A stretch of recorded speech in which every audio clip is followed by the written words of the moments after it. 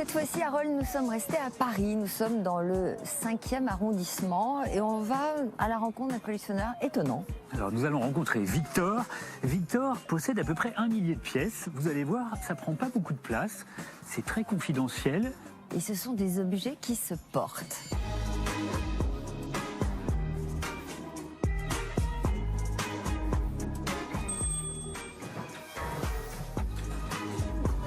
Bonjour Victor. Sophie. Enchanté. Comment allez-vous? Bonjour Victor. Bonjour Harold. Alors on est chez vous ici? Oui, bienvenue chez moi où il y a ma collection de bagues, tout à Et fait. elle est où votre collection de bagues? J'en ai une petite partie ici. Alors moi là j'ai des bagues de biker, donc un crâne qui est la vanité, le symbole du temps qui passe. Mais le cœur du sujet se trouve dans le salon. Vous avez combien de pièces? Il y en a plus de 1000 dans la collection. Carrément. D'où vous vient cette passion pour les bagues? Alors la collection a commencé par mon père qui a constitué cette collection il y a environ 20 ans et ensuite moi j'ai attrapé le virus et j'ai continué avec lui.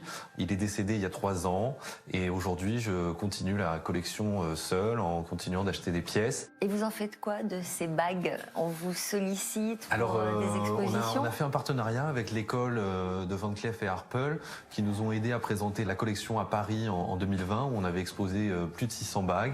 Alors lorsque ces bagues ne sont pas exposées, vous les portez de temps en temps? Alors moi j'en ai une petite vingtaine à la maison qui sont mes petits bébés que j'aime et que je porte. Vous changez tous les matins? Le matin je me lève, je fais mes petits mélanges en fonction des tenues ou de l'humeur. Effectivement, si vous me voyez avec des grosses bagues, c'est que je suis pas content. Et aujourd'hui, vous êtes content? Aujourd'hui on est content. Bon, alors j'ai hâte de découvrir quelques pièces de votre collection. On vous suit. Bah, je vous en prie.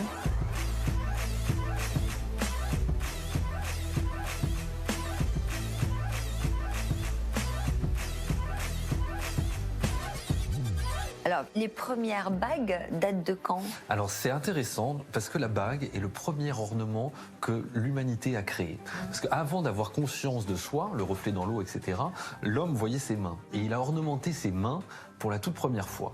Alors on n'a pas retrouvé les premières bagues parce qu'elles étaient souvent faites en cuir ou en os et qu'elles se sont dégradées. De l'ère préhistorique? De l'ère préhistorique, la première ornementation que l'homme a fait, ce sont des bagues. Et c'est absolument fascinant de voir la diversité autour de la bague et toutes les fonctions qu'elles peuvent avoir. C'est absolument étourdissant.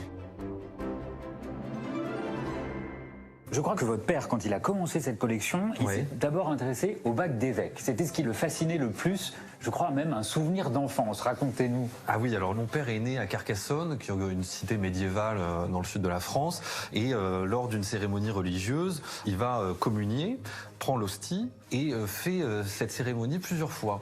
Et donc à un moment, sa mère l'attrape et lui dit « Mais pourquoi tu vas communier plusieurs fois? Normalement, on ne communie qu'une seule fois. » Et il a répondu « Mais maman, le monsieur a une bague si belle. » Et donc ce sont des bagues un peu similaires, à mon avis, à celle-ci, qui sont des bagues d'évêques, qui sont très fastueuses, avec des grosses pierres. Là, ici, c'est une améthyste qui est entourée de perles. Et effectivement, on comprend que pour un jeune garçon, ce soit des objets qui fascinent. Bien et sûr. ce côté merveilleux de la pierre qui brille, qui chatoie, et qui est absolument génial. Alors, qui donnait ces bagues? Alors, c'est généralement le clergé qui se cotisait pour offrir à l'évêque nouvellement nommé cette bague particulièrement imposante et qui vient symboliser son pouvoir et son union avec le Christ et avec l'Église. Et alors, les bagues d'évêque ont la plupart du temps des améthystes. La couleur violette est traditionnellement associée aux évêques. Mais il y a quelques variantes. Il en existe avec notamment des citrines. Regardez par exemple celle-ci. C'est une bague d'évêque également, toujours très imposante. Mais vous avez donc cette pierre orangée qui est une citrine. Et alors cette bague est particulièrement intéressante puisqu'elle a été réalisée par un des très grands joailliers français d'origine italienne, c'est la maison Mellerio di Meller. Une maison très ancienne, puisqu'ils exercent en France depuis 1613, je crois. C'est vraiment une très très grande maison de joaillerie qui a beaucoup travaillé pour l'Église. Il faut savoir que l'Église donc commandait à Mellerio di Meller ces bagues pour montrer à quel point l'Église était forte et ils ont changé leur message dans les années 60-70 avec une volonté de présenter des bagues un peu plus modestes. Et donc du coup, Mellerio di Meller s'est retrouvé avec tout un stock de bagues d'évêques qui étaient invendables parce qu'ils sont passés ensuite à ce genre d'anneaux qui sont beaucoup plus brutalistes, Toujours très imposant, toujours très imposants Très bien lourd. sûr, mais avec des matériaux plus modestes. des matériaux beaucoup plus modestes, plus de pierres précieuses, plus de diamants, plus de perles, etc. Alors, il y en a une qui a été portée par un cardinal, mais qui, lui, est devenu pape. Exactement, on a celle-ci Ah qui oui. est particulièrement intéressante. Là encore, avec une Avec une citrine, Avec voilà, une citrine. jaune, qui a été montée avec des griffes. très Et bien. elle vous va très bien Ah d'ailleurs. oui, hein. elle est tout à fait à ma taille. C'est parfait. Et donc derrière la bague, il y a les armoiries du Vatican, avec les clés de Saint-Pierre et La tiare la papale. tiare papale, et les armoiries de Pie VI en émail. Et donc Pie VI est devenu pape du Vatican. Donc, impossible d'en trouver. Impossible d'en trouver, se pose la question de Benoît XVI, qui est le seul pape qui n'est pas mort en fonction, et on ne sait pas ce qu'est devenu son anneau papal. Parce que Est-ce qu'il l'a normalement- rendu, est-ce qu'il l'a détruit? Normalement, ils sont soit détruits ou enterrés avec. Voilà, c'est ça, ils sont enterrés avec leur bague.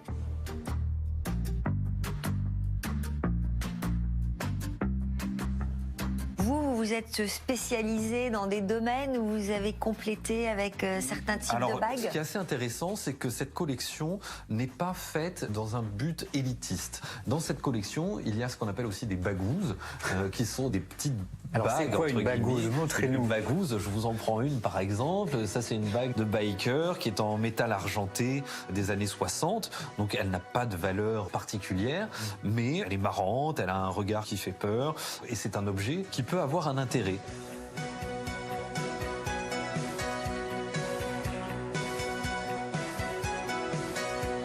Donc le message de la collection aussi, c'est la passion, c'est d'avoir envie. Et quand on a la passion de collectionner, on va vers les autres. Et puis c'est aussi un lien. Les gens sont souvent interloqués par les bagues. Et c'est tout de suite un objet qui va connecter les autres. Et ça, c'est absolument génial. Et donc c'est ça aussi, en disant qu'on n'a pas besoin d'avoir des bagues qui sont très précieuses. Mais si on a une passion avec des bagues qui peuvent paraître beaucoup plus simples, la manière dont on le raconte et la manière dont on les organise peut être aussi merveilleux. Donc il n'y a pas de petite collection, il n'y a pas de très grande collection. Au contraire, ce qui fait la différence, c'est l'intensité. Et je pense qu'avec 1000 bagues, on peut dire qu'il y a une belle intensité dans la collection. Ça s'appelle comment un collectionneur de bagues? Ça s'appelle un fou furieux. Vous n'avez pas racheté les bagues de Johnny Hallyday, par exemple? Ah, j'aurais adoré. Non, écoutez, j'ai un seul regret, j'ai raté les bagues d'Elvis Presley. Ah, Et ça, je m'en veux Puis, beaucoup. elles ont été vendues, Elles ont été vendues aux enchères. enchères et ça, j'aurais quand même dû pousser un peu plus parce que on les retrouvera pas. et alors, vous avez aussi Alors, il y a bague quelques curiosités, oui, tout à fait. extraordinaire. Notamment celle-ci. Alors, alors déjà, elle est super lourde. Je pense qu'elle est un peu dure à porter, effectivement. Mais elle a une provenance assez magique.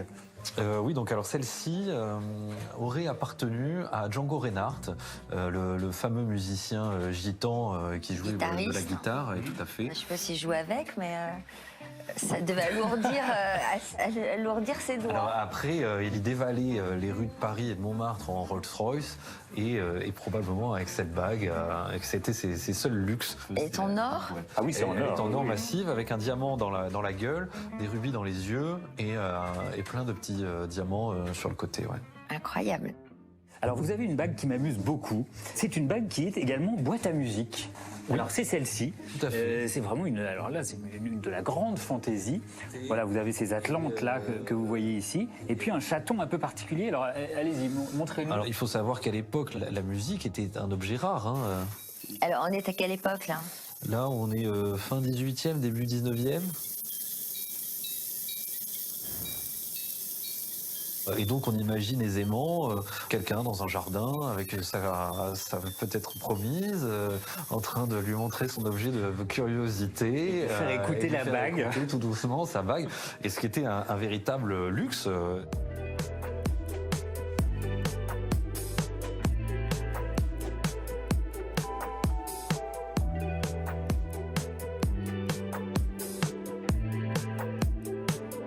Est-ce qu'il y qu'il y a des bagues qui contiennent des messages ou qui contiennent des secrets, qui, À contenir du poison. par exemple? Ah, alors, est-ce oui, qu'il y en on a des ici bagues à poison. Ah, celle-ci, je crois. Voilà, tout à fait. Alors ça c'est une réplique d'une bague que portaient les mains du roi. Les mains du roi étaient les messagers du roi. Et si vous l'ouvrez, vous voyez qu'il y a un petit compartiment au milieu qui comportait une capsule de cyanure. Et dans ce cas-là, si le messager était arrêté par les lignes ennemies, il devait prendre sa capsule de cyanure pour pas délivrer le message à l'ennemi. Vous avez cette bague-là qui est assez rigolote. C'est une bague pour tricher aux cartes et qui permettait de montrer son jeu À son partenaire. C'est génial. voilà. Et puis ça c'est une de mes favorites aussi. Alors là c'est mon bague côté chaton. kitsch Oui. avec ce petit chat en porcelaine qui est tellement mignon. Comment lui résister? Qu'est-ce que vous envisagez de faire avec cette collection? Je pense que la collection sera éparpillée parce qu'il n'y a rien de plus triste que des objets qui restent dans des coffres et qui ne sont pas utilisés. Vous n'allez pas la transmettre à un successeur? Alors moi je vais m'en garder 2-3 parce Ouais. qu'on en a toujours des qui sont très affectives, mais je ne porterai jamais 1000 bagues. Je n'ai pas l'intention d'avoir autant d'enfants non plus. Et puis après, c'est cette envie de faire vivre la collection à travers les autres. Et en plus, ça a été collecté par mon père et c'est un moyen de continuer à le faire exister dans le temps. Donc cette bague, je l'ai achetée de la collection Gastou. Ah oui, alors c'était un fameux antiquaire, il avait réuni plus de 1000 bagues d'hommes, il avait fait un livre, etc. Et les personnes vont prendre une petite partie de lui à chaque fois et continuer à faire vivre sa passion pour les bagues. Et puis voilà, je trouve l'idée très, très belle comme ça. Très bien. Eh ben, bravo pour cette belle collection que vous devez donc en partie à votre papa. C'est l'occasion de lui rendre hommage. Merci de Merci, nous avoir Sophie. reçus. Merci Harold. Étonnant. Ah, c'est fascinant. Vous voulez pas en offrir une à Harold? Une grosse bague de biker. Ah, vous croyez? Ça vous ferait changerait. plaisir. Ça Oui, vous ferait ça me ferait plaisir. plaisir. Hein, Avec une pieuvre.